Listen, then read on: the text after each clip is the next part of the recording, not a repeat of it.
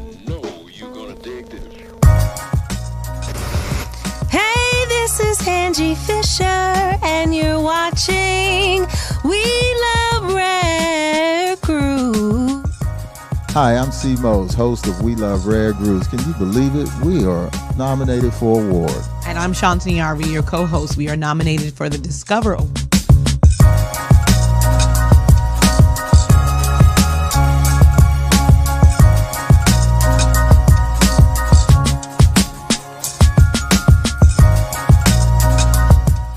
Smith, and you are watching We Love Rare Grooves. Okay. I'm really honored to be here amongst you all. Thank you for having me. Thank you for this.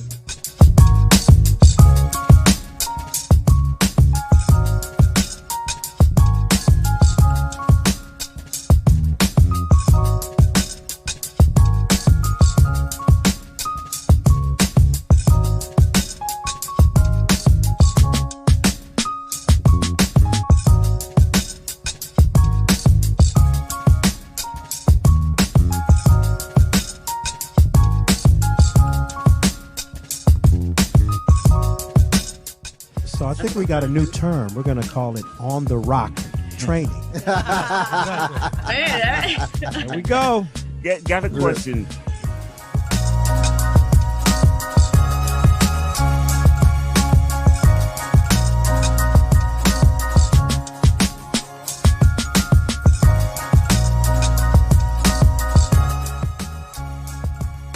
This is Norma Jean Wright, and you're watching We Love Rare Groove.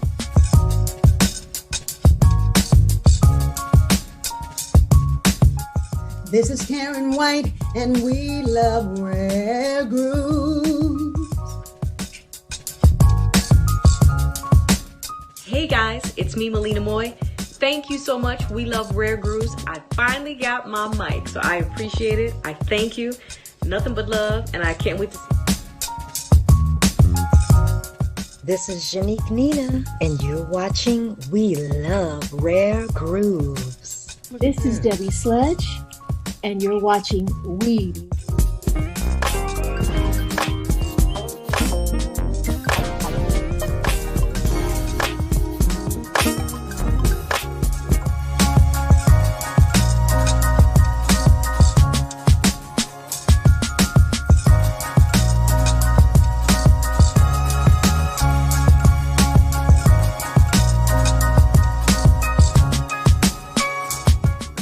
Hey, it's your girl, Allison Williams, and you're watching We Love Rare Grooves.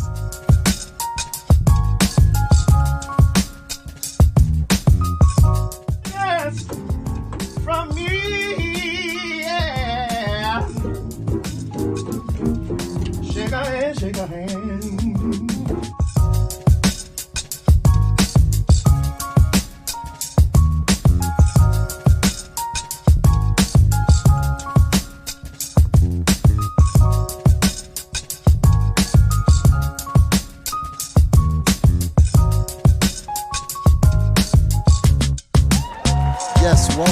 Welcome, ladies and gentlemen, all over the globe for another edition of We Love Rare Grooves. I'm your host, C. Mose, as we do it every Monday night, bringing you the music of the magic and the magic of the music and the legends. That can be only found here on We Love Rare Grooves. We're streaming live on the UBN network. That's ubngo.com, channel 1, every Monday night, and all of our other platforms, Facebook, YouTube, Periscope, and Twitter, as we do it here only. So we're doing We Love Rare Grooves. We're going to have a wonderful show tonight, a great show. This is a, fabulous artist and great music that bring back so many memories right here. I can't even say anything else. And as I say, I can't do the show without my great cast and crew. Starting off with my man here, the world famous DJ Reg, the videologist. Happy Monday, everyone. Happy Monday, happy Monday, happy Monday. How you guys doing? Man, we're doing fabulous, man. Good. Man, you know, as my man in his absence, you know, I got to give up some checks, money for this young lady, our guest. You know, she's an alumnus, but, you know, I wasn't here the last time she was here. But she's great. She's beautiful, very, very talented, and she's still fine. Oh, beautiful indeed. She's still fine. Beautiful indeed. Yes, she is. And then we have the consultant in the house. Robert. You got to know your soul.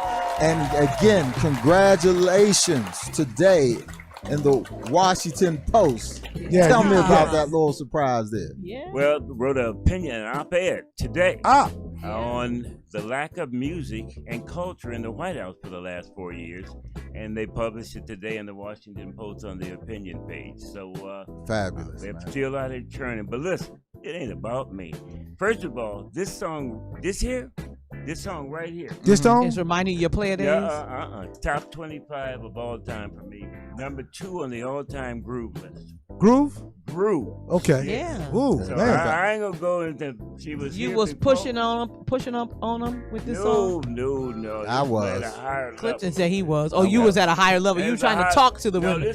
This is my musical side. Oh, Yeah, okay. So this song is so she got a whole bunch of other things, which is like the things, but this is special.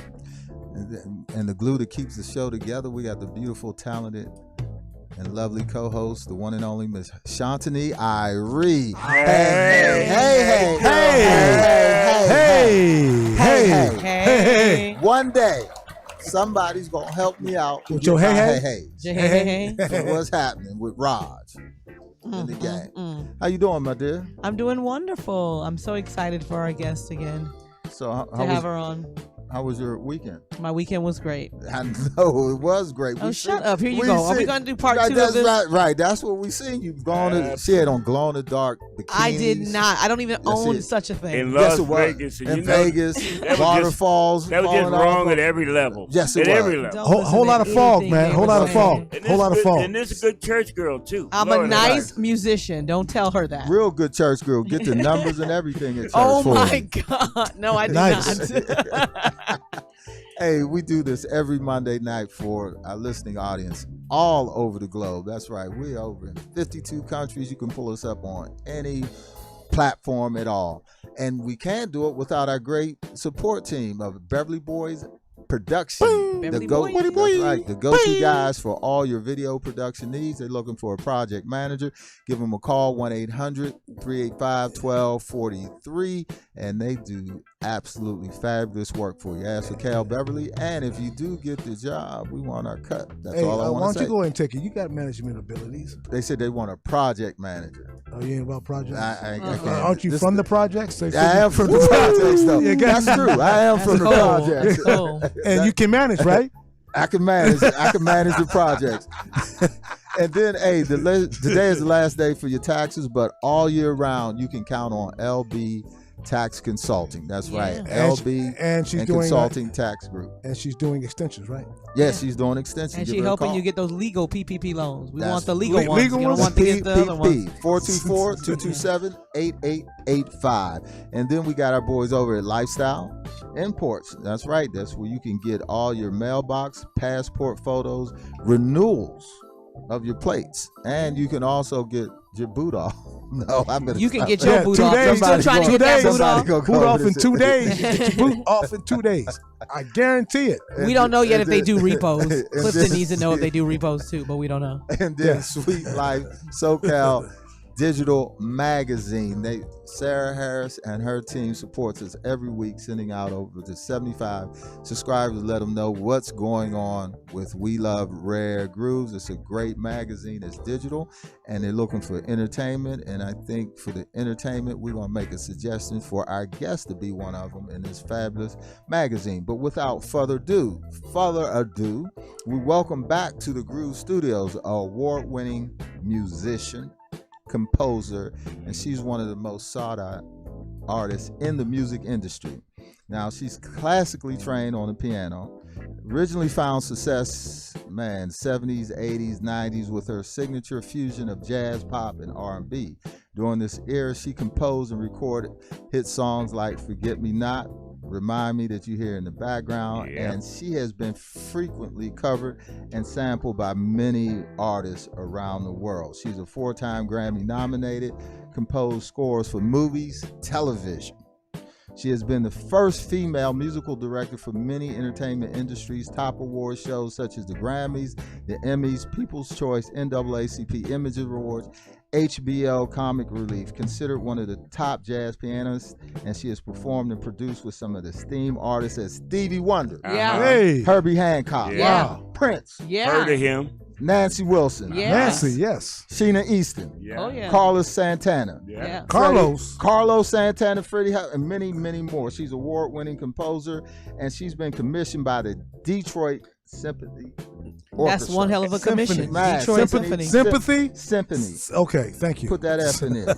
And she has an honorary doctor of music degree from the Boston Conservatory. Berklee College of Music. So she has done it all. She's an ambassador for education, and now she's appointed chair of the popular music at USC Thornton School of Music. So tonight we're going to take you on a musical journey of this fabulous career of the one and only talented, beautiful Miss Patrice Rushen. Hey!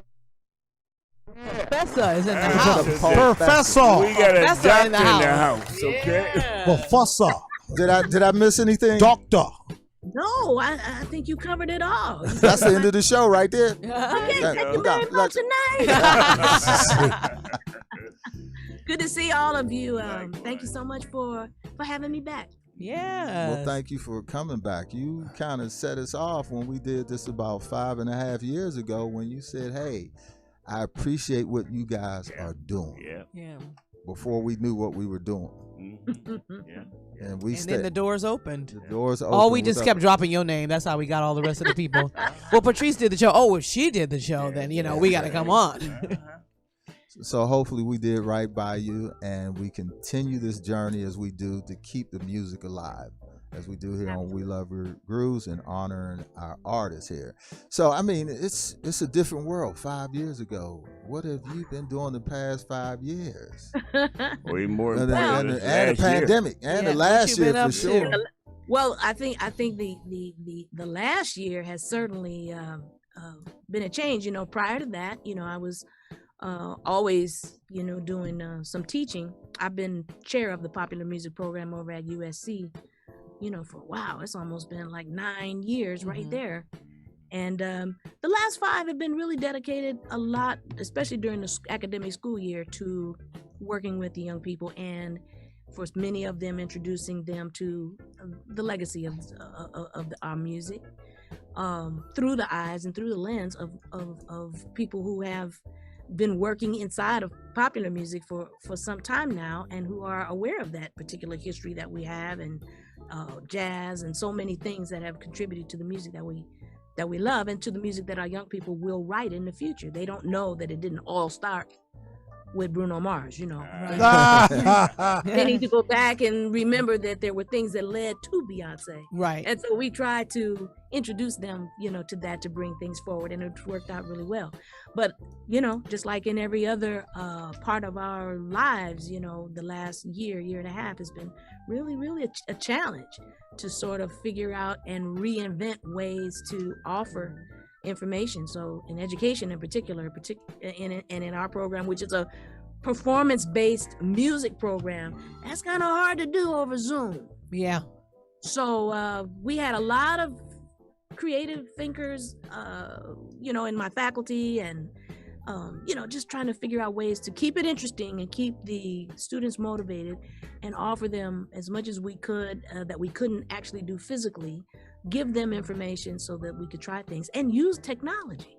Give us an example of that. Now does let us do things that we actually could not do before. Right. There are ways to be able for the kids, for example, to record what we're doing right now. That, several years ago, we could not have guessed that you could be talking to somebody from across the country or around the world, and that you would be doing it in real time in these little boxes on the screen, So we've had to figure out ways to adopt that same kind of attitude towards teaching the music. And it has worked. In many cases, it has worked.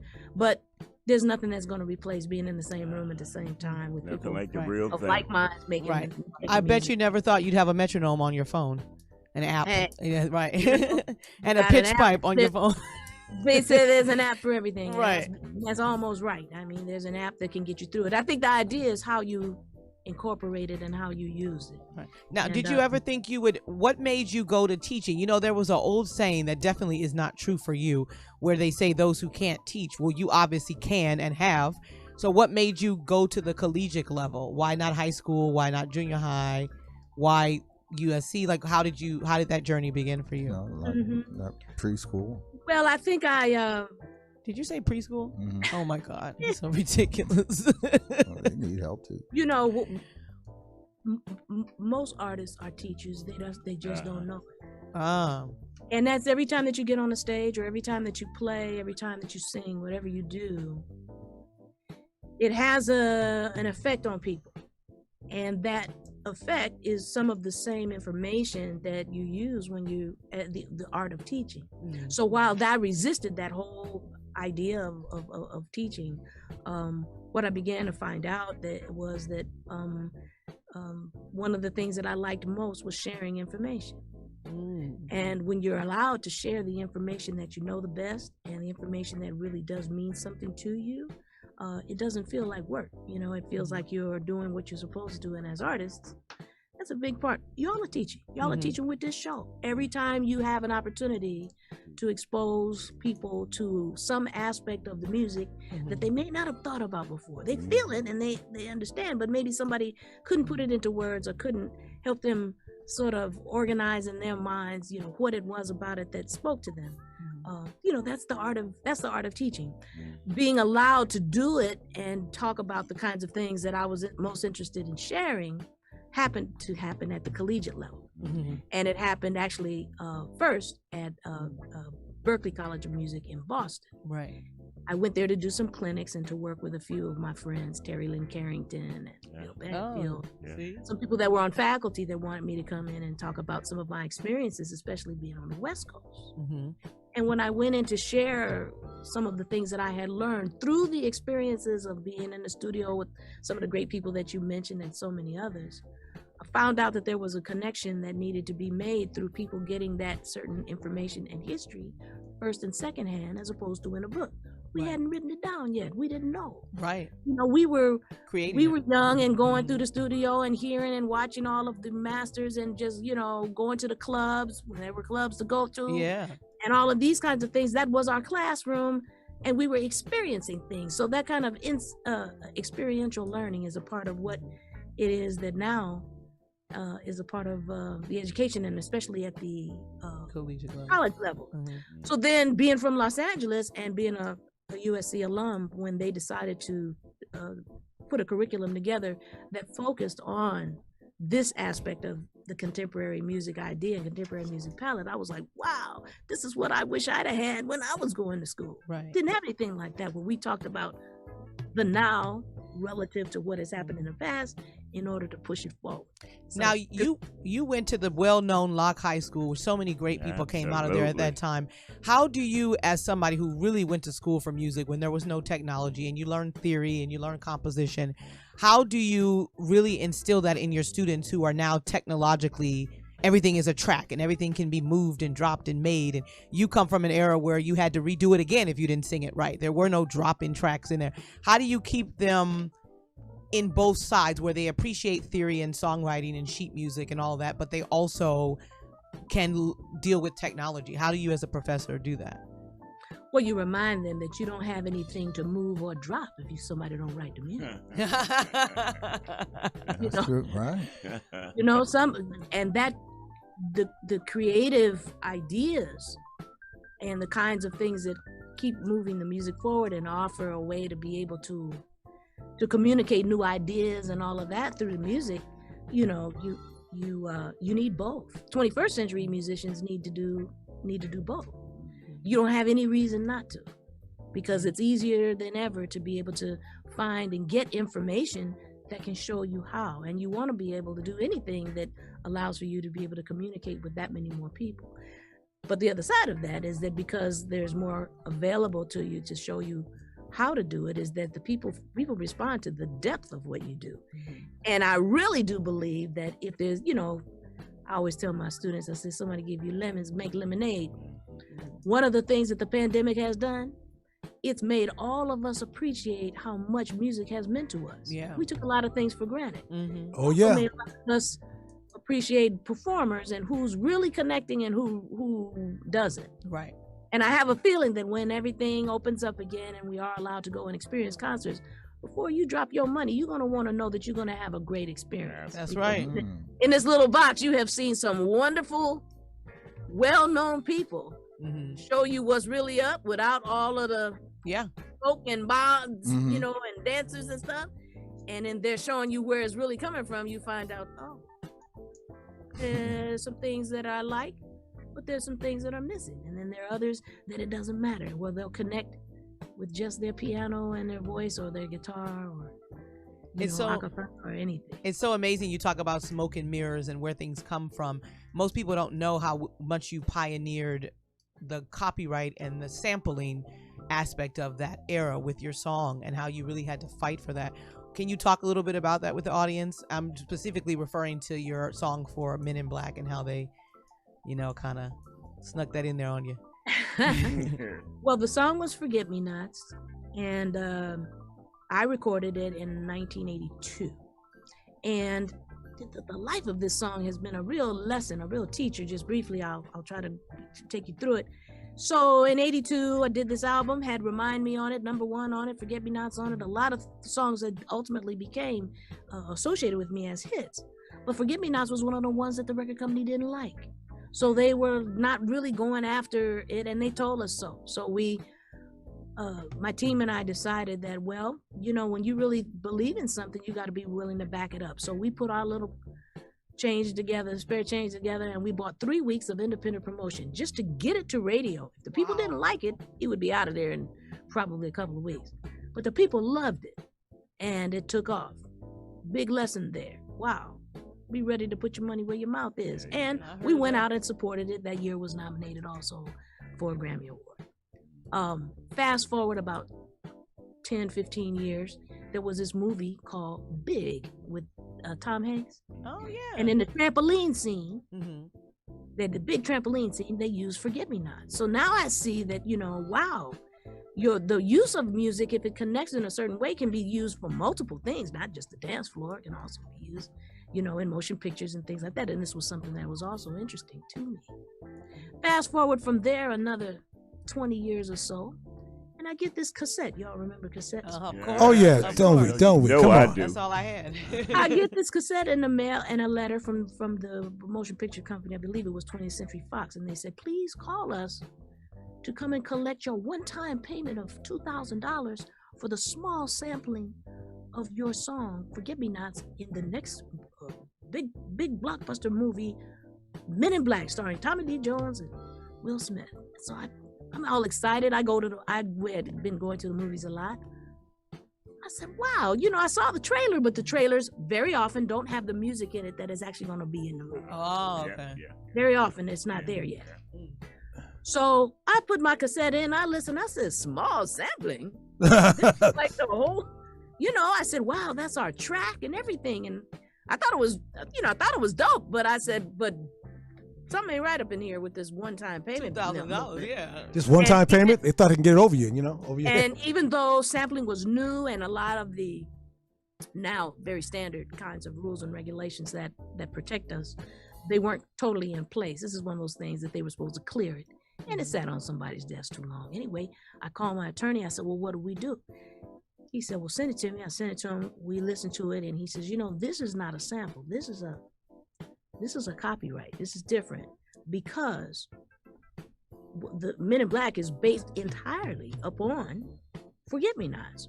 So you should be asking for a part of this new composition called Men in Black. I said, oh, that sounds great. I said, well, what happens? You know, I could just see it. I said, but, you know, I don't know about that. I don't know if they're going to say yes or no. He says, well, what you do is if they balk and say they're not going to treat it fairly, you want to take your half out. I said, we asking for half. And he said, yes, you should ask for half. I said, okay. So we asked, and exactly what I thought was going to happen. They were like, of course not. Absolutely, positively no. We're not going to do. What do you mean half? And we said, well, then you can take our half out. And of course, they couldn't do that. The movie was about to come out. This was clearly not a demo. It was what they were planning to use.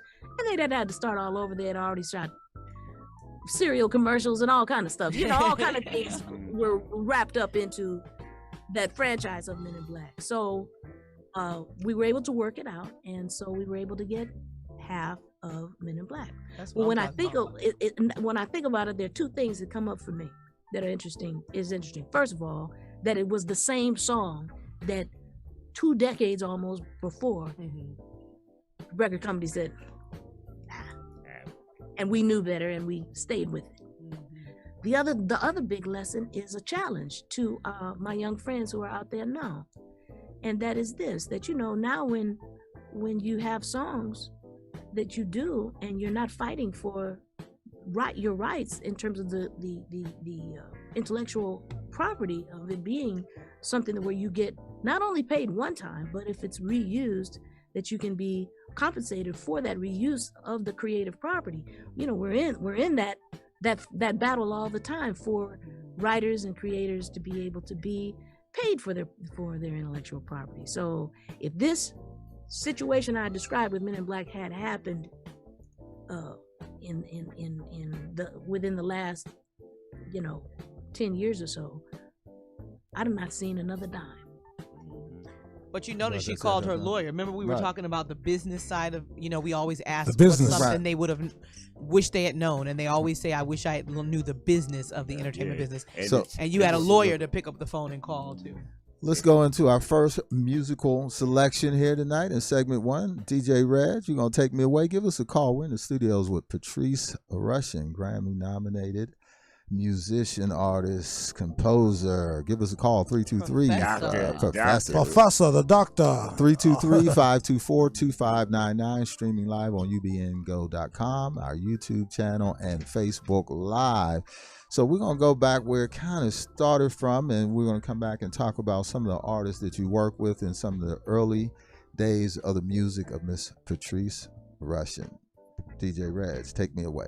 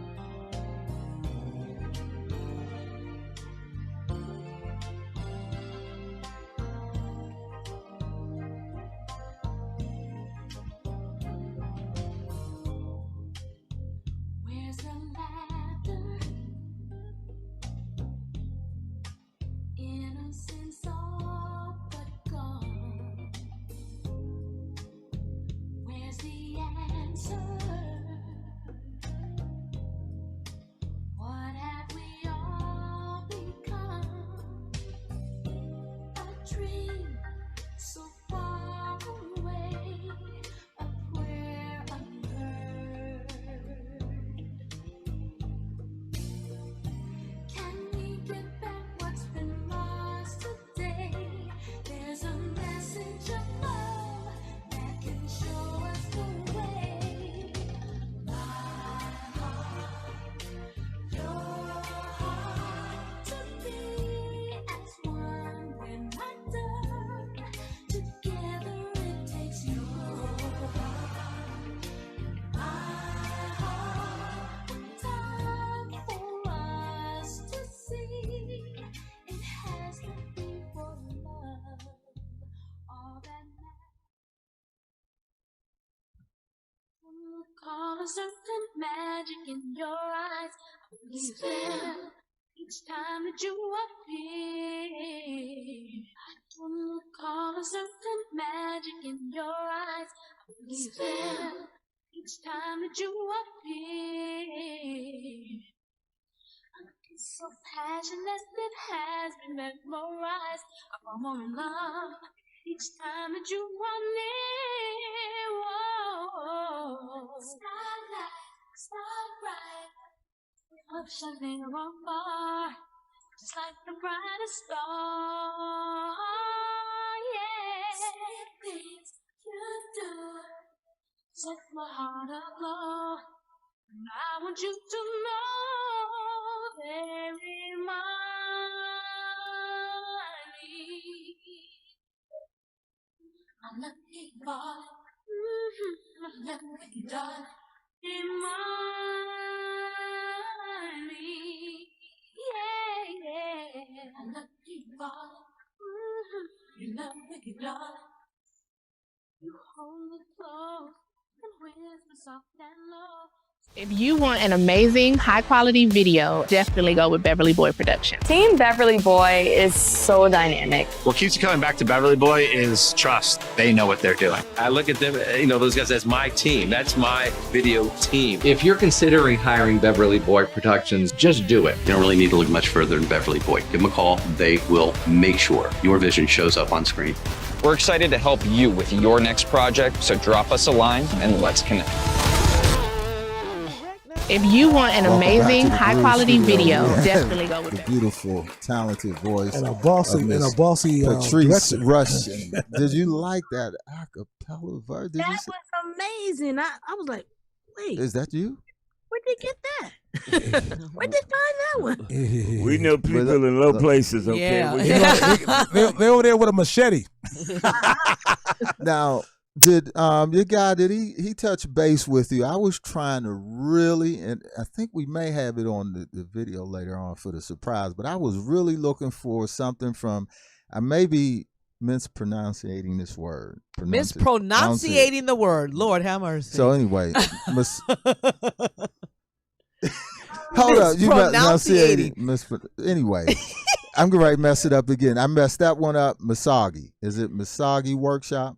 Msinji. Msinji. Okay. Msinji. So you wasn't right either. No, I never said I was. But you were supposed to help me. Wow.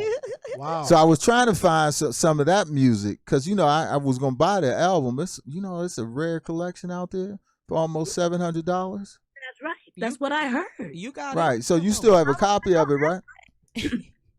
Yeah, I do. But I mean, it wasn't $700. No, I think this album was recorded. It was one of our high school experiences. Our high school teacher Reggie Andrews wanted to record the band to give us the experience of being in the studio. Record. What does that profession look like? Well, let's put you in there so that you can feel it and see it for yourself. You'd be surprised how many high school recordings are over there in Europe being sold for thousands. Oh yeah, because you did a solo on there and you wrote that, and then you had the other one, "I'll Be There," and that was arranged by you and who was it? Mumbai. That's it. That was my Swahili name. That's right. Yeah, they all got names. That's they right. All got names. That's yeah, right. That's right. Right. That was Wimby. Muimbi. Right, because remember we were talking about rest in peace, our boy Ndugu. Right. Well, see, so many. I think that one of the reasons that that particular album has surfaced again and has been so as expensive as it is, because we were all kids. Yeah. But so many of the people who were on that particular record, worked in the business later and blew up. You can say you blew up. You blew up. You know, so and in a situation like that where you're all together, that really is the message in that, is that, you know, the artists and the music, you know, it's a community of people. And we were in high school, we were just showing up, doing what we did, play on the quad and play, you know, parties and dances and things like that, and wherever anybody would let us play. And that was, if there was anything unique about that at that time, it was the I think the daring of the teacher and the daring of that group of teachers that was at Locke at the time, that wanted to use the musical platform as a way to inform us about our people, what we had contributed to this country, what we had contributed from a musical and artistic perspective, and to use that as the lens by which we would go forward with a certain kind of pride. So one of those exercises that then became something that really took root. Can you imagine? Can you believe that was almost 50 years ago? Wow. Unbelievable. And then we started off the selection with What's That Story? And that was a great, because you had Hubert Laws on there, Lee Ritenour, Harvey Mason. Man, tell us about that. Again, a big deal as people began to, you know, Lee lived in Los Angeles too, obviously on the other part of in another part of town. But as we were introduced to one another because we had the music in common, as we started each growing up and learning about each other, we would call each other to play. So Ndugu played a big part of that, and Ndugu Chancellor played a tremendous part of helping us to find one another. And then on What's the Story? It's funny that you would play that one. That was Josie James singing, and that was one of the first things she ever recorded. Now Josie went on to sing with George Duke for years, and then later Burt Bacharach for years and years and years. She's still doing, you know, a lot of stuff. So, you know, it was like we were growing up together, learning about the music, learning each other, utilizing each other's talents, and supporting one another. And that idea of community replacing competition is something that I think is kind of important, and even more so today. I love that, community replacing competition. One of the things that I've learned from doing this show and speaking to so many great artists, you guys back then was like a fraternity, because everybody shared and played on each other's music. I don't know if that's happening in that facet in today's world. But I mean, you guys were actually a fraternity. People had to pay their dues. You know what I mean? You had to really pay your dues to be a part of it. You know, you had to be a backup singer. You had to play on somebody else's album before you got your own, or you know, that's what I'm seeing or learning from this. So you're absolutely right. There was always, and there still is. I think sometimes it's not as outwardly prevalent as it probably should be, but in all forms of artistic expression, there's the idea of there being the student and the teacher, and the exchange of ideas, and that mentor. Some people would call it a mentor-disciple relationship. Ultimately becomes, if things work out, you become peers. You're working together, and for one another, learn from each other, and it's a constant thing. You're going to be learning all. I'm in many ways still a student, you know. So the idea of trading those ideas, you learn something and you push each other when it's like that. We used to hold each other accountable. Well, yeah, I want to be able to be so bad I can play with Miles Davis or Michael Jackson, and people who would say it, we would hold them to it. And you know what? Some of us did. Yeah. But community is the difference that she was talking about. Instead of competition today, it's a lot of competition. Okay. Whereas they all were trying to make it, so everybody was working together, and they all made it because they worked together. So that, you know, and back then they used to have sessions in one big recording studio, and they would run into each other a lot of times in the hallway. One person would be coming from one session going to another, and that's how they used to get gigs. They didn't have social media, they didn't have cell phones, so that's how a lot of times they would see each other. You old enough to know that? I am. My mother worked in the industry for years, so I am old enough to remember that. Gwen Owens, she was with a group called Hot. Is that correct? Yeah, Hot. Gwen Owens. Gwen Yeah. Owens, Hot. All right. Yeah. So we played the song "The Hump." Go ahead. Yeah, that's my mom. So that's how they picked up gigs, was they'd bump into each other in the hall, and you doing this one, or I need this person to do that, and that's how you kept. There was no competition. Everybody wanted to see everybody win, And so you they had did. people that, you know, you spent years developing a certain amount of skill. Yeah. And the idea was you wanted to be able for those skills to be, you used to dream about wanting to sing with so-and-so or play with so-and-so. There was very little people that just right out the gate said, well, I'm going to have my own band. I'm going to do this. Yeah. No, we want to play with these great artists, you know, and I think in service of the music, I think also was one of the differences there, that to be able to offer what we did to people who were maybe more established was to also be able to learn, you know, even more. So it was a different time, but I think that there's some of that information that is now my generation's responsibility to share with the young generation, to say, yeah, we hear where you're coming from and you've got some great ideas, and there's also this way to think about it as well.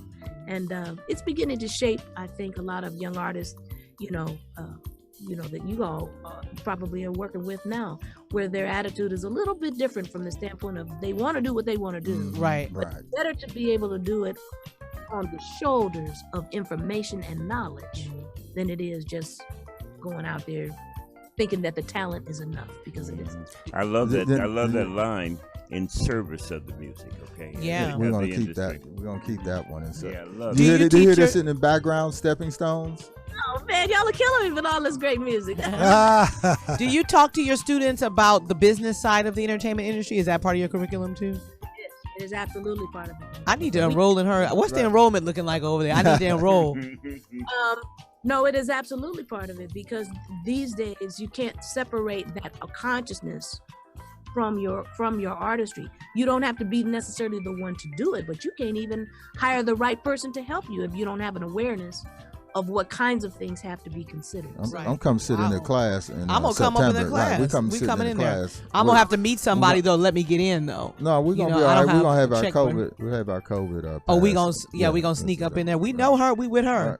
We gonna drop your name till we get through to the Since we talked about the next selection of music, we're going to come back and let you share some of these collaborations that you had, and we're going to go down the list, but we're going to surprise you as we do here on We Love Rare Grooves. Give us a call at 323-524-2599, streaming live on our YouTube channel, ubngo.com, channel 1, and also Facebook. Facebook is lighting up. They're loving that you're on. Oh, they're yeah. loving the knowledge you're dropping, and they're going crazy.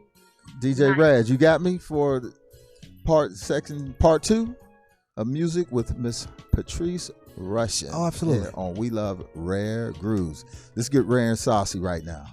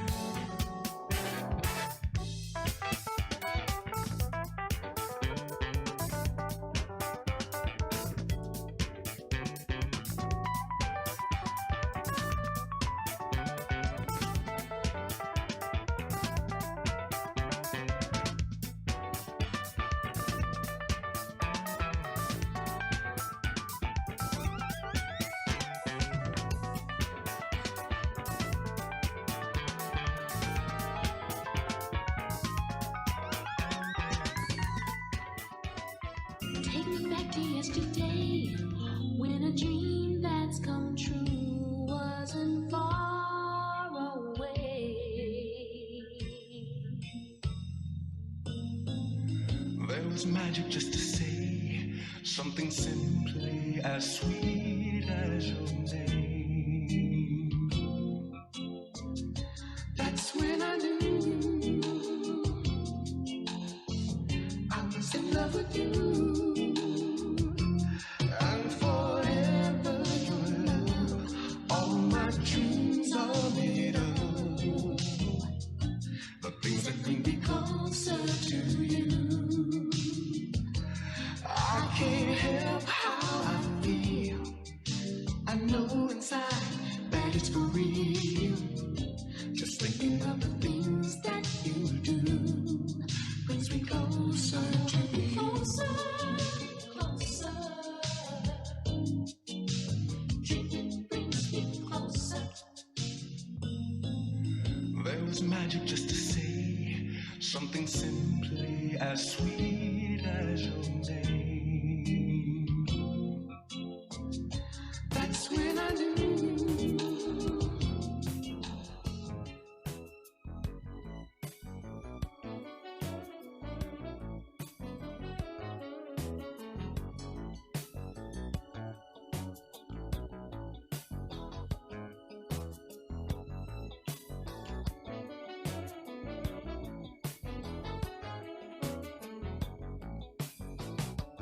Distant mountains look like they're so hard to find. Rushing oceans always seem so deep and wide. But it's only inside your mind. Remember that those who search will find. Apples in the barrel won't be right. Sometimes flowers never open to the sky, but it's only a part of life. Nature demands the strong will survive. We can make it. There's so many highways running right up to the door, and it's up to us to choose which way to go. So be very careful, and you'll never have to fall. Got to take your time and let life come to you.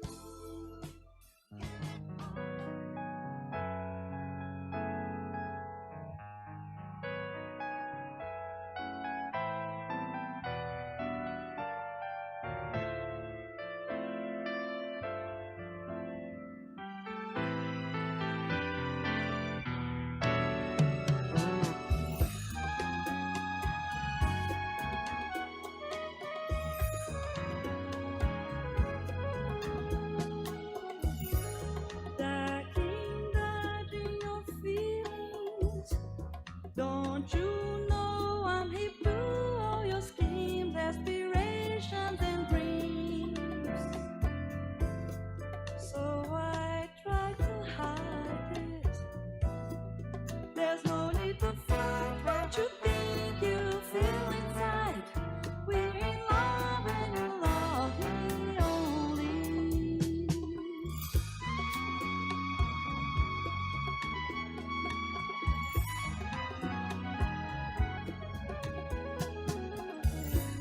I've been hurt by love too now. Some people think that love's just a game, but hey, I'm not the same. And neither are you.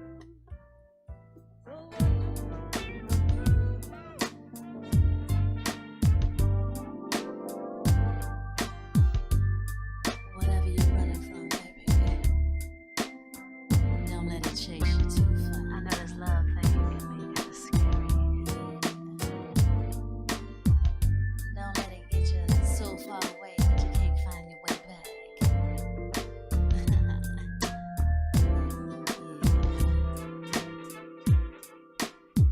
I know October was a good time for you and I. We got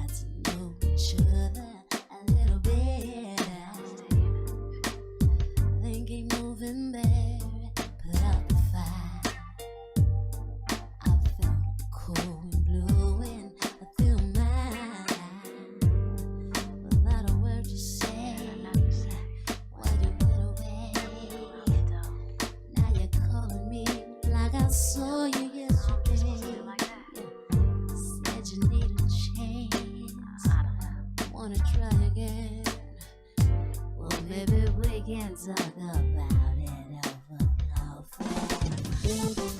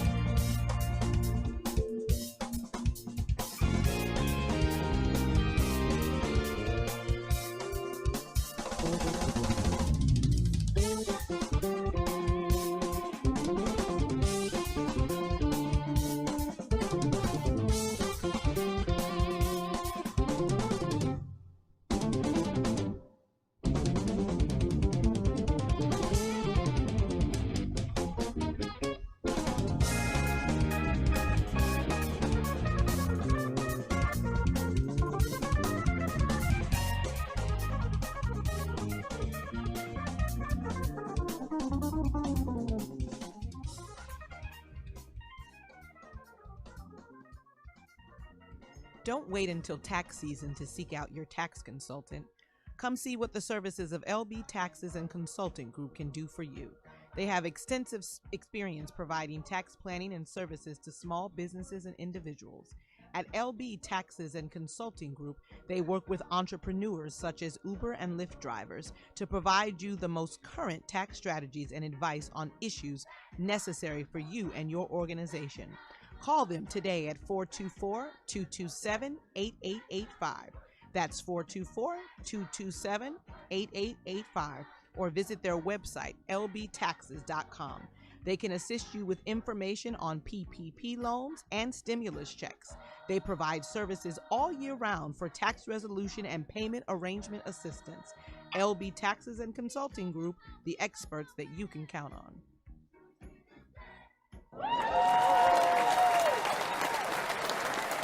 Naked on payday or something?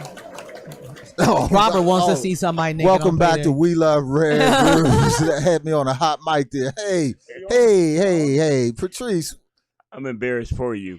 We got people requesting songs in the chat. I'm like, what do they think? This is Total Request Live? Can you play this? Can you play that? So we're going to go down that list of those songs to see if we were correct with the collaboration. Donald Byrd. Yeah, y'all are really coming out with it. I had not heard that in a long time. Yeah, Donald Byrd, huge impact on me in a very interesting way because he called me to play on a recording with Donald Byrd and the Blackbirds. But prior to that, I had been a fan of his music, anyway. And, this was like Dr. Donald Byrd.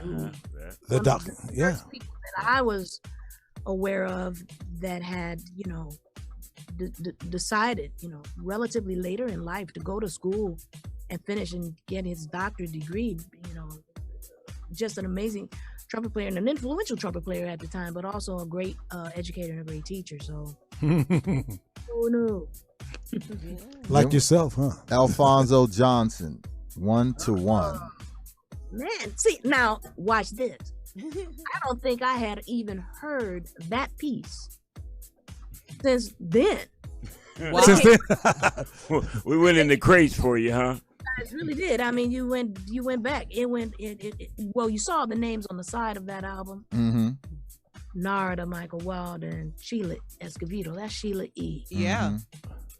All these different people, we became friends during that time. And Alfonso, I had met, and we are still friends today. And in fact, he's a member of the faculty at USC Thornton, teaching in my program. Yeah. I love it. So we might have to get him on as a guest, huh? Absolutely. We have everybody You can handle that, right? There's a lot of things that he could tell. That's what. We gonna show up to the school now that we got COVID Now lifting. from the movie soundtrack, and Now we that did with really got Howard was Smith, like, right? Whoa. Close. Hollywood Shuffle was the first movie that I did. Robert Townsend, you know, was the first movie, his first movie. It is a true story that, you know, he bought all the film stock with credit cards and paid all of us, you know, in different Bitcoin. He pays y'all in Bitcoin. Before there was a Bitcoin. He said food stamps. He gave y'all some food stamps. But it was the start of a wonderful relationship, and he is really responsible for putting me in a position where that could pivot into the music direction stuff that I did for TV. Having done, after the success of his movie, he did 5 HBO specials that I music directed, and that led to a lot of other situations for me in film and television, whereas really where I wanted to be. So I was like very excited, and especially then to hear that particular piece. I have to maybe think about re-recording that one. There we go. Herbie Hancock. Oh, Give well, us all your heart. Herbie's influence on my playing was probably one of the most impactful. And when I was asked, you know, to do the vocoder duet on that album, you know, I was very excited about being able to offer something that would, you know, be, again, to use what we said, Robert, in service of somebody who had been so influential in my development musically.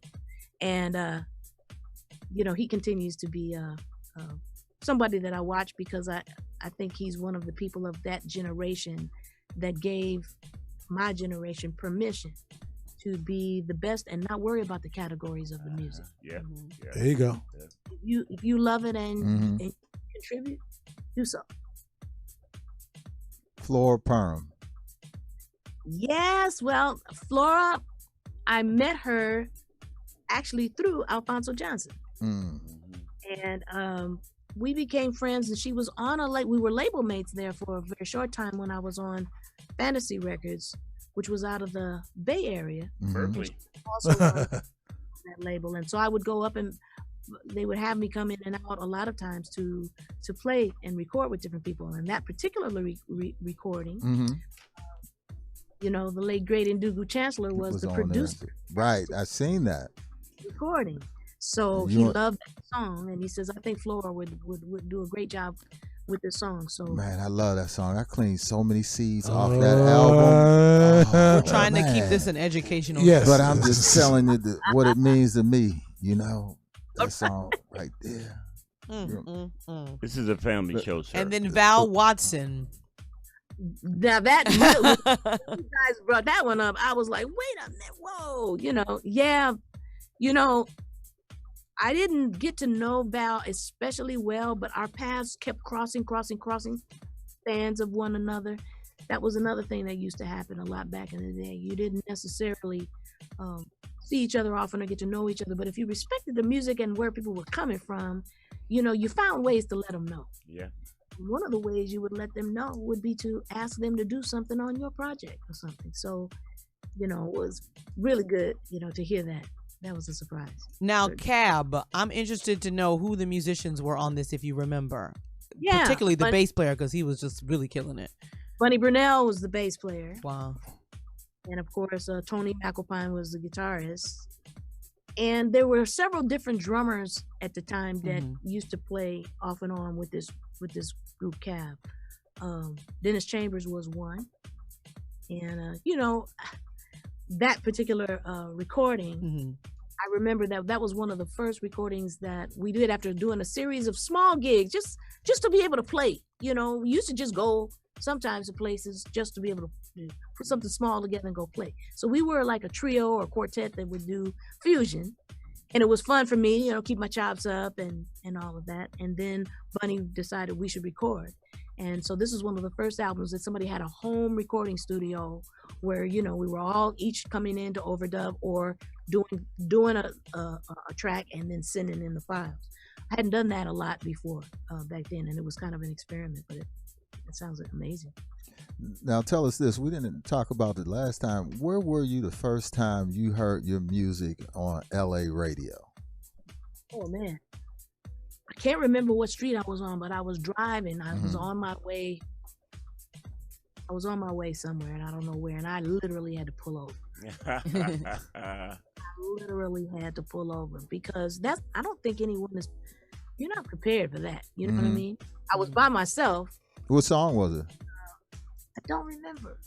But you knew the first time you heard it, you had to pull over though. Takes my breath away, huh? You know how you hear something and you go, why do I know this? You know? Now, what car were you pushing when you made it? When you really started making money in the industry, what was the car that you treated yourself to? I treated my first big expensive car to me was that BMW 630 CSI. Oh, look at her. Yeah, She said come that on. with- She said that with her that's- whole oh, chest. yeah. You said BMW 630 CS. I had a 635 European version. So you couldn't wait to get the black man's wagon for BMW. Or in Oakland, they call break my window. Like, oh my goodness, I felt like, wow, this is really cool. Because all my friends had nice cars. We always had, we had nice things and we wanted nice things. Mhm. So And you when I- worked for those nice things, so we that's worked great. for those You nice worked Why for not? 'em. Why That's not? So Now- that I had that.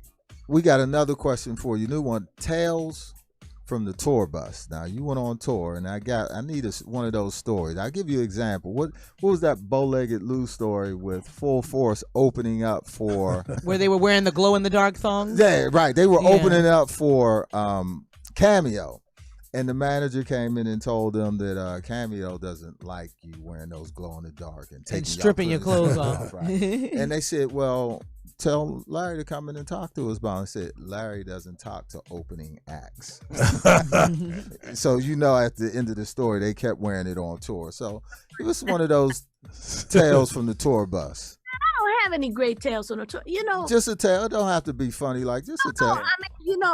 I think this is the part of my career that I think is important for people to know. Right. Because I was treated really well most of the time. Most of the time, huh? And I would say like 90% of the time. The 10% I can say was when I didn't get paid or something like that. Okay, there you go. Tell us about that time you was at the concert and they said you were and you still kept playing. You know why? It's pretty boring. I was around people that loved the music. Right. I was around people that wanted to do the work. I was around my friends.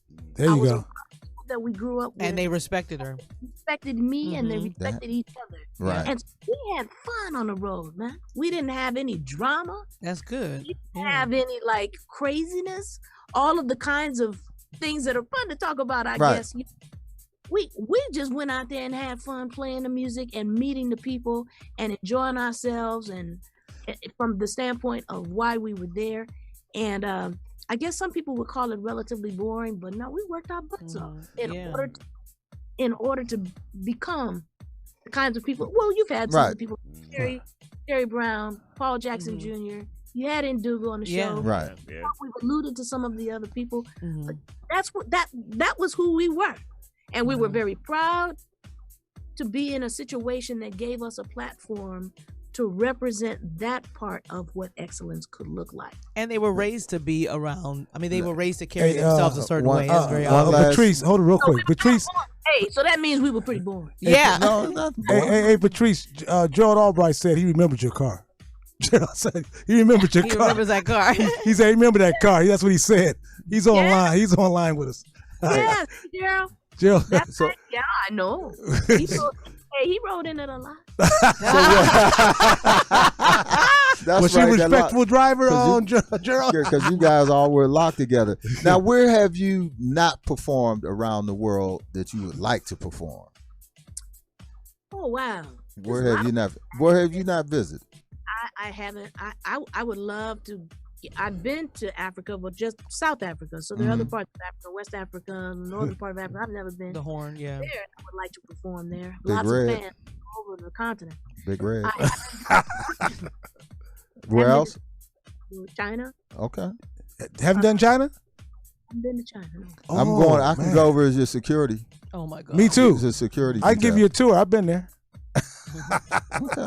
There's some places like that have not been that I'd love to go like that. Now, what's enrollment like in your classes? I'm just curious. I know it must be hard to get enrolled in your class. Well, in my particular program, we take only 25 to 30 students per year. Oh, okay. So put my name on that number. Okay, I'm gonna come knock on the door. I'm not kidding. You're gonna be like, I don't know her. Security, get her out of here. It has become a very prestigious program. It was always built to be, like I said, the program we wish we'd had when we were in school. So we're gonna make it. Some of my music classmates that I went to high school with went to school. Kamasi, I believe he was there. Zane and all of them. Reeve, they all went to that Thornton School of Music there. Charles Jones. Prestigious program, and the particular one that I am proud to lead has turned out some amazing musicians in the last, we've had like about now 7-8 graduating classes. Now we're starting to see the what fruits doing. of that manifestation. labor. Right. So we're going to go into another music selection of your contribution to hip hop, and we talked about earlier with Forget-Me-Nots, but these right here may not be aware, but we're gonna have some fun with it, and then we're gonna come back and talk about some of your favorite things, and then DJ Reg is going to give you his special video. So Sean Diddy, let's do it, baby. DJ Reg, take me away. Check these samples out. Check it out. Make sure you.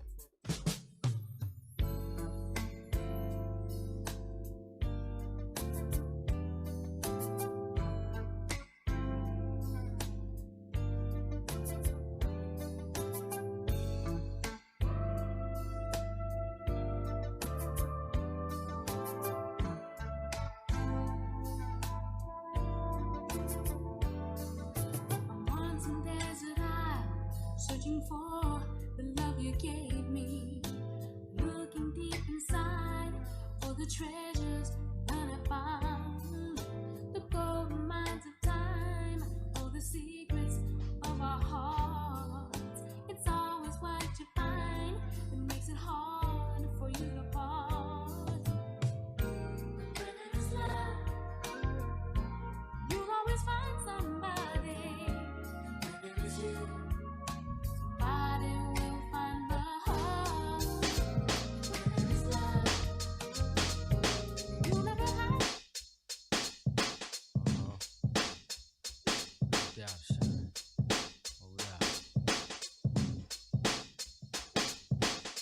What up, son? I heard they got you on the run for a body. Now it's time to stash the guns. They probably got the phones tapped, so I won't speak long. Give me a hot second, and I'ma put you on. It's all messed up, somebody snitching on the crew. And word is on the street is they got pictures of you. Homicide came to the crib last night, 6 deep. Asking all your whereabouts and where you sleep. They said they just wanna question you. But me and you know, that once they catch you, all they do is just arrest you, then arraign you, hang you. I don't think so. It's a good thing you bounce for now, just stay low. Once in a blue.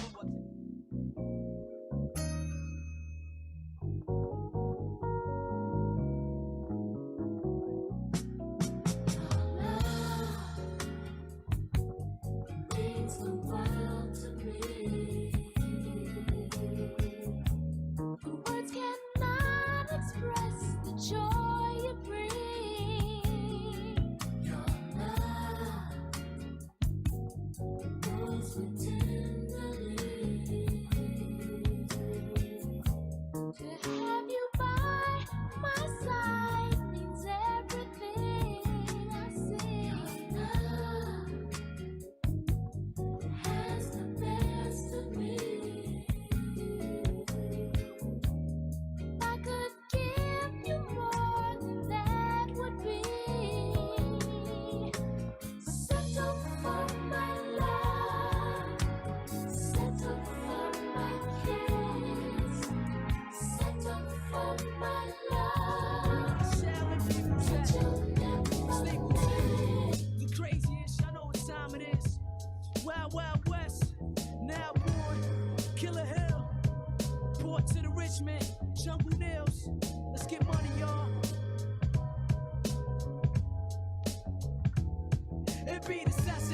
see that make me act like this. I'm where I hit 'em up, project style, never played the fifth regardless. To the charges, chicken heads to be at court, fighting and slicing each other to see who lies in my fort. Who would have thought? Little shy, big Willie, 96 we rolling Dutchess, not Trey, it was Phillies. First in the monthly life, Christmas, the dealers, $100 sales come through the school zone.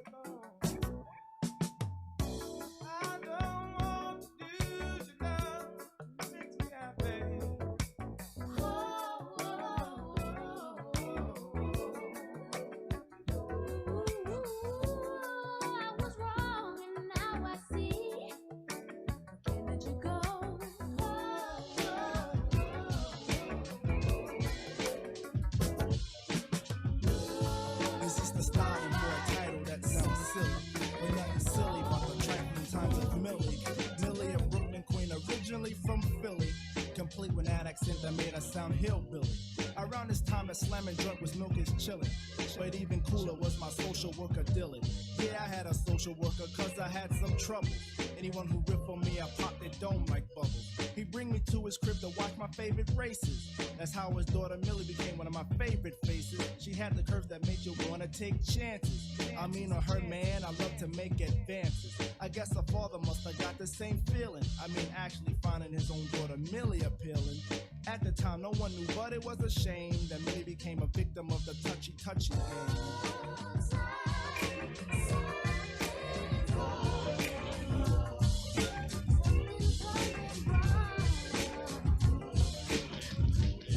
Yo, Millie, what's the problem? Lately you've been bugging. On your dookie earring, someone must be.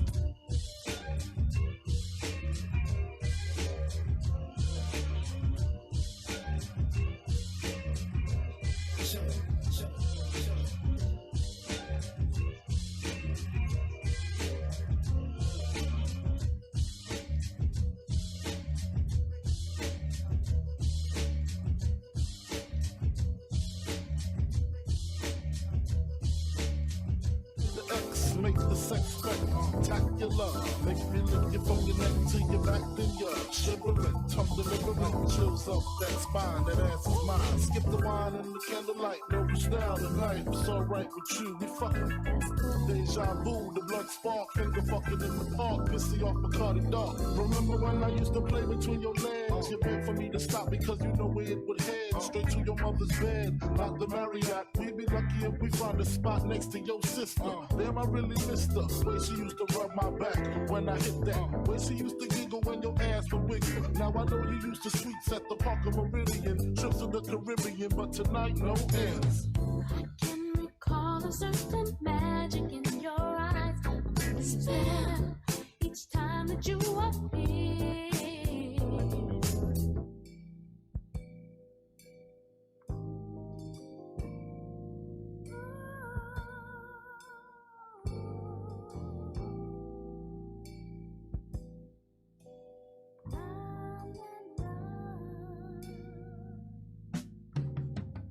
Seems like only yesterday I could reach and touch the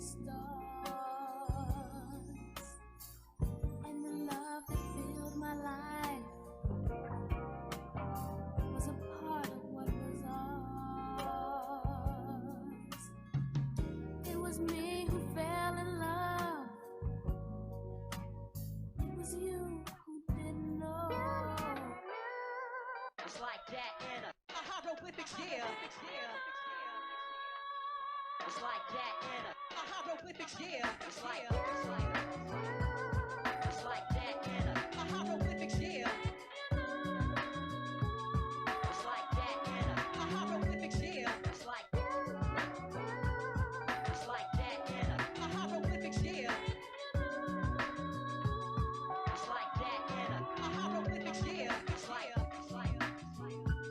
It's like that in a hieroglyphics. Yeah, let's come back in. You keep it. This is your life.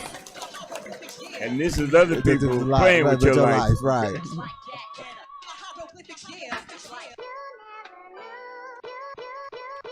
Did you realize you had been sampled by all those people?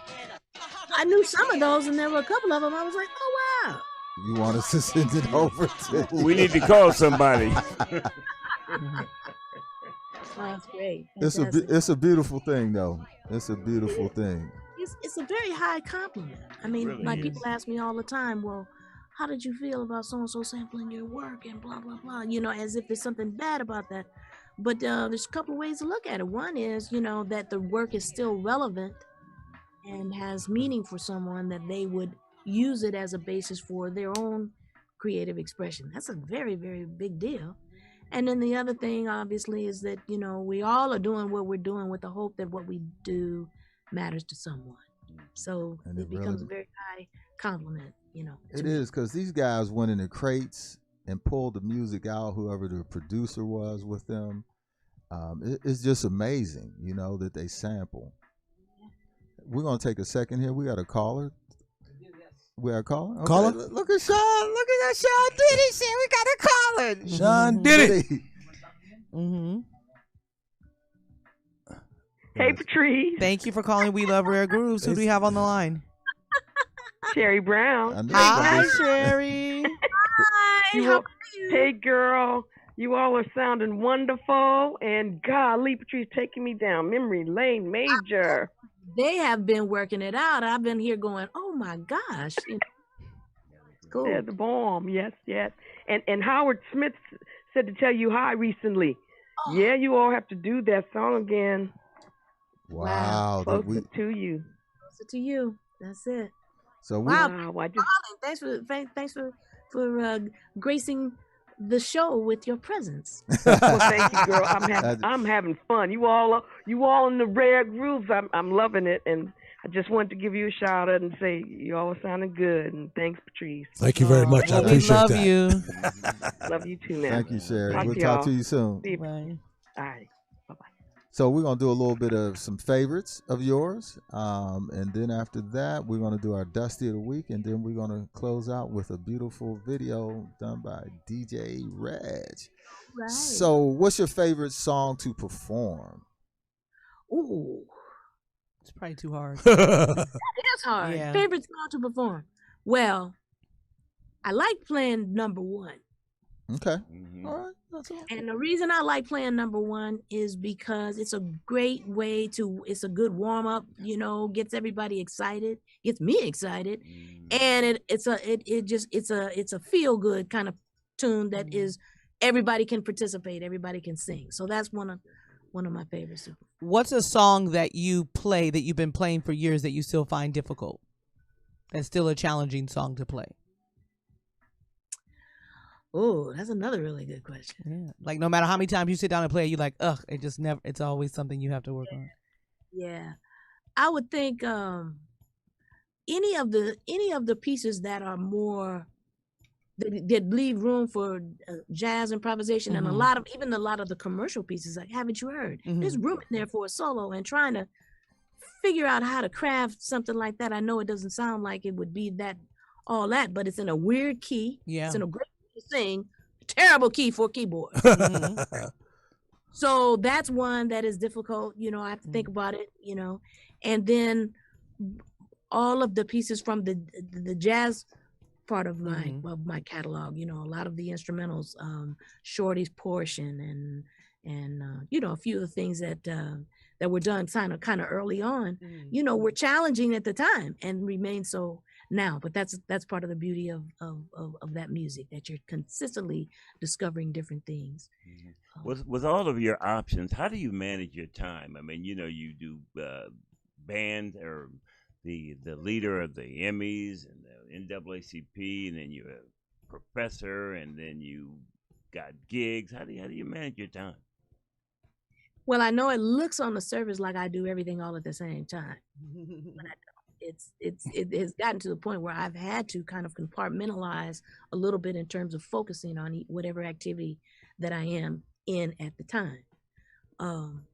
And I have learned that I do better when I can dedicate a certain amount of time to certain things, as opposed to feeling like I'm bouncing back and forth like that. I can multitask only a little bit. I have to kind of focus on kind of one thing at a time. But as I get older, I figure out that it's all the same thing.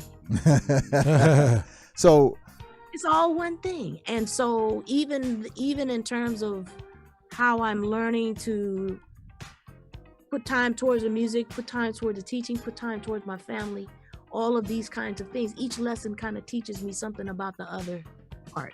So it's a work in progress, but that's more or less how I try to handle it right now. So far, it seems to be working okay. Are you a strict professor? Would you consider yourself strict?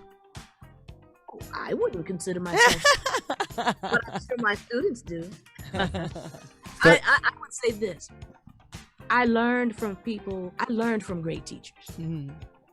And those great teachers had a common trait, and that is that they were not afraid to do three things: demonstrate, and then make you try it, allow you to make mistakes, and go back and try it again. And so I always try to motivate my students to understand that you don't get better by something by not doing it, so you may as well jump in. Now tell us this one. What was this group that performed at your high school prom? People would be amazed to know. What group was that? So my high school teacher was a friend of Maurice White's, and at the time, this fledgling group called Earth, Wind, and Fire. And at one point, as you all know, putting together, having a group, particularly one that size and that was innovating and creating at the time, it was hard to find rehearsal space and stuff like that. And so Reggie said, well, man, come on over to the high school after hours and you can rehearse in the multi-purpose room, and I'll get some of the kids to help bring your stuff in. All of that. So Reggie said, I want you guys to help them get their stuff up and down on the stage, and you can stay and watch the rehearsal and pay attention. So I'm there and I'm watching, and they came a couple of times to rehearse, and that's where I got to know all of them. In fact, I sat in with them at one of the rehearsals and just was playing, But what I learned was the discipline and what it took to be able to work things out, and watching Maurice work with them. And man, that same summer, they blew up. Mighty Mighty came out and they came back. But the idea was because the school had been open to them, and they said, what can we do to say thank you? We can't pay you. They ended up playing my high school prom. That's Amazing. Back when y'all had bands playing at your proms, no DJs Right. and stuff. That was great. She's like, no big deal, just Earth, Wind, and Fire. And then No big before deal. we go into My the prom. elements, before we go into the Dusty of the Week, it's another little known fact. When you guys used to perform, you would hear someone in the garage across the street playing music. And who would have thought that it was this person being Miss Etta James. Yeah. Absolutely. Right across the street from me. Sometimes on, Saturdays, they would throw open the garage and she would have rehearsal. And we were like, especially my parents, this is Etta James. They would throw the windows open so they could, yeah. So it was quite a time. And it was especially informative to see that, there was a work and a work ethic that was involved in people's success on different levels, And it it has continued to stay with me, and I think a lot of Paul lived right down the street. Paul Jackson Jr. He lived right down.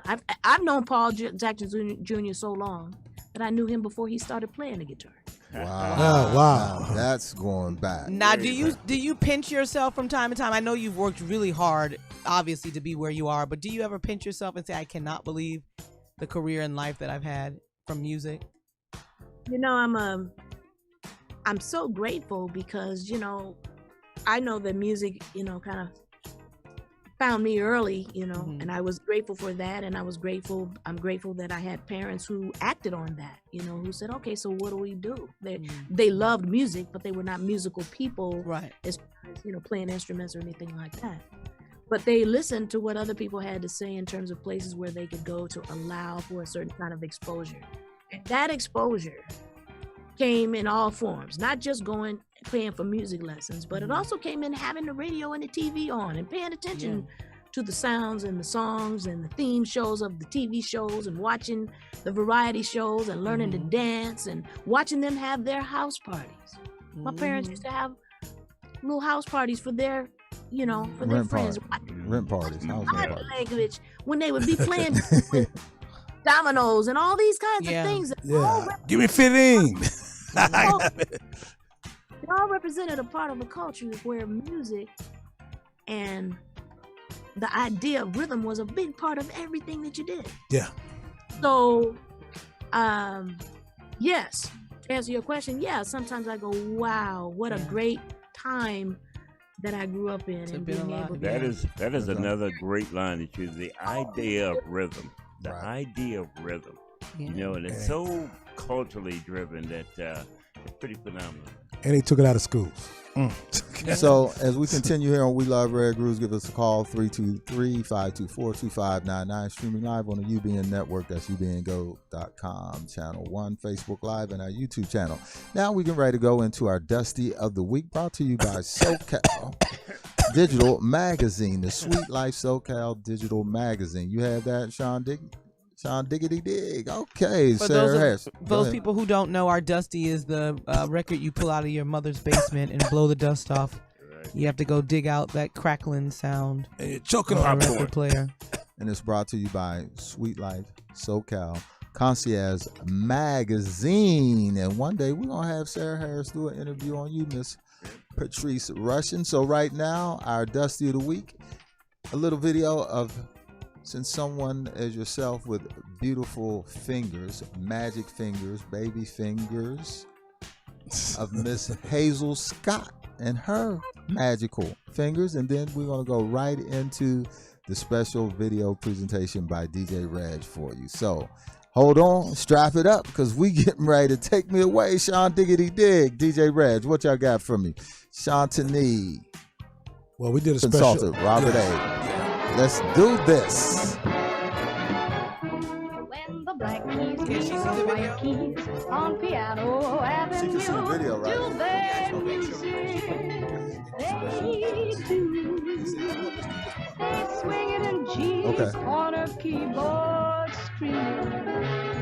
The black and the whites do it all right. Oh, she's so elegant, classy. That's what I love. When the ivories and the jazzies keep that boogie ball awake, make their music they make. Like pepper and salt, chocolate and malt, there's the black and the white do it all right, home room. Oh, Mary Jane, get off the beat, did that refrain. It's sweeter than 8-point beat. When the black keys join the white keys in that barrel house parade, plays it music, it's played. I'm telling you, Jack, stick to the black and white. Or read, or root, or write.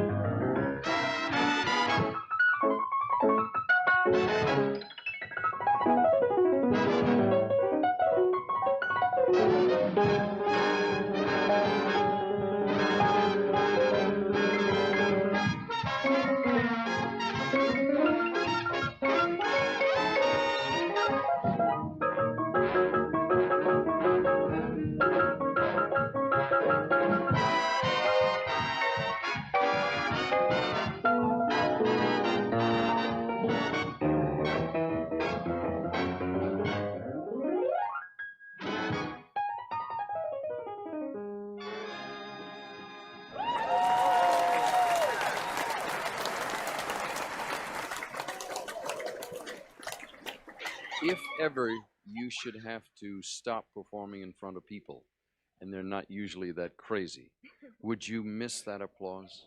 I think so, because even though the studio experience is great and an art unto itself, the live audience is always fantastic, and it gives you so much. All right, fair enough. Do you learn anything? I'm not talking about this group of people, because I mean, they've been waiting for you to get here. They're ready to let off a lot of steam and stuff. But when you go out in a concert and so forth, what do you get back from the audience other than love and the fact that they appreciate your work? Well, I think you find out a little bit more about yourself and what it is that you're putting out. It's very difficult for a person to identify exactly what it is about themselves that people respond to. But you have a chance to see the good things and the bad things about yourself, because the audience usually gives you back whatever you put out. All right, now in the studio, when you said something about co-producing when we were talking before. That's important. Is it because you don't have any confidence in your own being, my dear? Well, I have confidence, but in addition to singing the material and co-writing the material, I also play on all the tracks and play keyboard instruments. It's very difficult to remain objective throughout the whole project, and so my co-producer, Charles Mims Jr., and I work together, and it works out very well. You make beautiful music no matter how you do it. Listen to the Patrice Rushen Trio.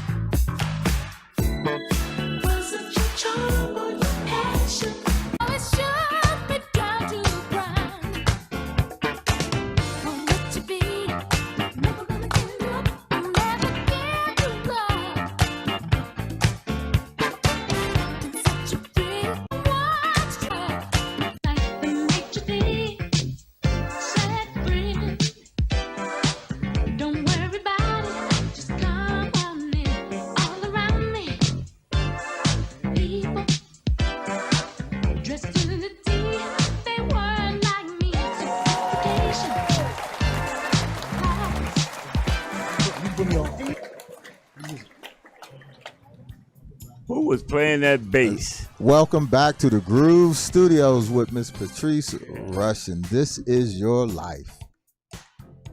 Wow, that was amazing. Woo. Thank you so much. That was.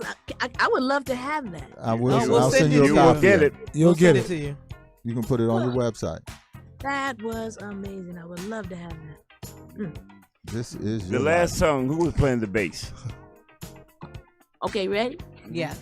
That was 2 bass players. Okay. Freddie Washington, Freddie, and Gerald Albright. Oh, that was Gerald. That's right. He forgot he Right. plays bass. That's why he's checking it out tonight. That Yeah, was- that was- I don't know if he's still I there. love that one. So DJ Reg put that together for you. That was awesome, DJ Reg. Really, really fantastic. That's why I would like to have it, because it really was very beautifully done, and so much of a surprise. We'll send you a copy of it for sure. Thank you so much for coming back on the show. It means so much to us to have you as a guest. It really does. Absolutely. Thank you. I always enjoy talking to you all, and I really appreciate, again, what you guys do in terms of just pulling out all of those nuggets for people to understand and to hear that so much of the music that they love today is based upon what happened before, and will propel us into, hopefully, a beautiful musical future. So Don't call security on us when Clifton and I show up to the school to take your class. Don't act like you don't know us. You don't come right in. I'm coming to sit in your theory class. I don't know what class he gonna sit in. No, we don't even know. I'm coming to sit in the class though. I gotta learn. How we gonna get in? Well, man? I want to Right. know when Right. is the Some student showcase going to be next? the next student showcase. There you go. That Well, too. when we everything working out the way that we hope it will, everybody do their part to make sure that we do everything within our power to eradicate this COVID thing. We're going to be back on campus hopefully in the fall, and then we'll be back at our in our usual situation where we would have a showcase probably before the end of the year, at the end of the first semester. We do it at the end of every semester. Here's That was an incredible experience for me. I have to tell you, some talent personified. So we love Rare Grooves has to be in the house for the next one. Yeah. I would love that. That would be Special guest. fantastic. Okay, without a doubt. Hey, but from the team, DJ Reg, the consultant Robert A, Sean Diggity Dig, and Shantani, the beautiful co-host here, we want to give you. Well, do you got this sitting as a paperweight somewhere? Actually, it's not as a paperweight, but I do have it sitting in my house somewhere. Okay. She said somewhere. Right. You know where to find it, right? Right. It's not lost. So you're gonna take a picture with you're gonna take a picture with it and send it to us again for the catalog for this show, if you don't mind. Okay, we'll do. We'll do that. So how do we stay in touch with Patrice Rushen? Easy. You guys are welcome to visit my website, www.patricerushen.com. Please come check out what's up, and lots of dates on there as things come together. I'll be hopefully being able to do more performances. But what I am doing a lot is, posting a lot of pictures and stuff. So please. Is that you on Instagram posting? Yeah, that's me. I thought somebody else was doing that. That's you. I have help. Right. Okay. Got help. The idea and the sentiment is definitely mine. So Right, please. because it's there. It's definitely there. So yeah, shout out at any time. I love hearing from you, and again, I really appreciate it, and I feel so blessed and fortunate to have so many wonderful fans and who are turning on other people to the music all the time. It's fantastic. So if somebody want to do a gig, they call me up. Just call you up and we work it out. Somebody wants you to perform. I got the. That's how it's gonna be working for a while. Yeah. Okay. All right, as long as you working. It's a jazz festival coming up that they want Patrice Rushen. I said I got a hookup. But they got to take care of you. They got to take care of you though. Got to pay. So thank you so much. It's been always an honor. Hope to have you back. Yes, Hope to have you back. Yeah. Love being with you all. Thank you so much again for the invitation to return, and I look forward to coming back. And I'm gonna let you program the show next time to play some songs you that we ain't know about, right? Yeah. Right. Well, you know what? I doubt that there's some you don't know about. We just y'all have really dug deep. It's fantastic. One thing before we leave, that in the video when we had the first one, was that part of the Masagi? Help me out, Masagi. Masenji workshop. Was that part of the Masenji workshop? Don't think so? Okay. Had any because I don't know that anybody had any. But that's the one where you was on with James Earl Jones introduced the Patrice Now Trio. that was Dougal on drums. Right. And that was a guy named Gerald Brown who played the bass. And Okay. we used to play together all the time. Okay. That was great.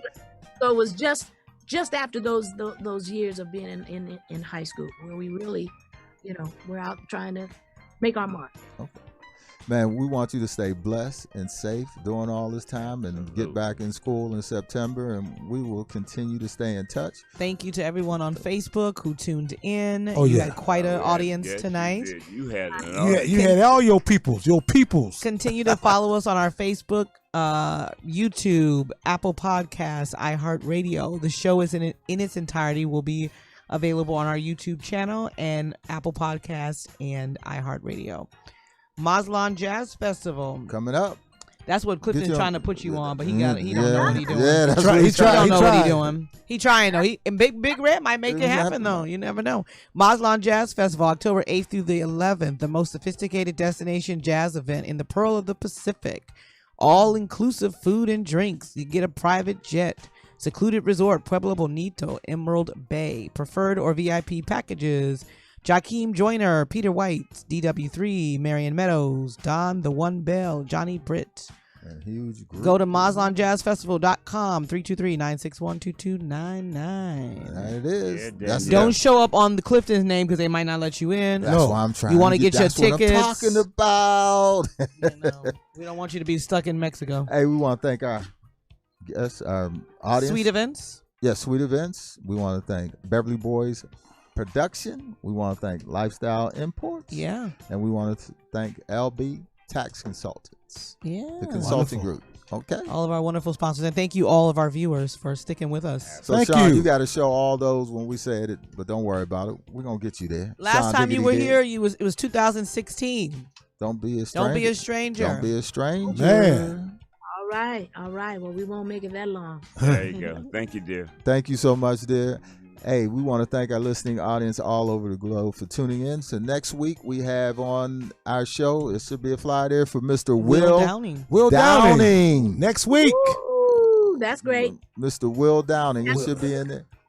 That's a good one. That's a good one. All right, if you say so, then I know. We'll see. We'll let you know. Tune in, please, as we do here on We Love Rare Group. DJ Silk, what up? Good night. Good night, y'all.